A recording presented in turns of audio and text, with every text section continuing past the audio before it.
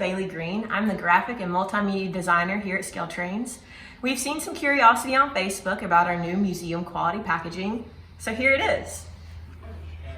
We've got the F on the front for the front of the unit.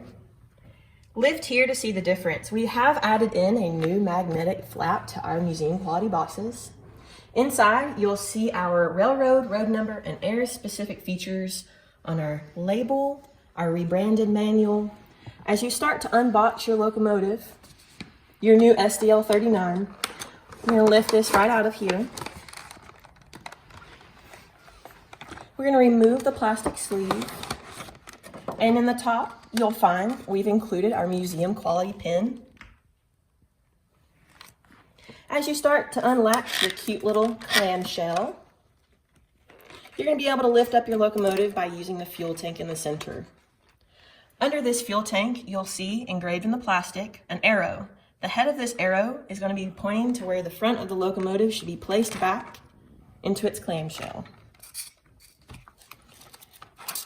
We're going to relatch this, add the phone back, pin. We're going to put the protective sleeve back on, and we're going to nestle it back in its box.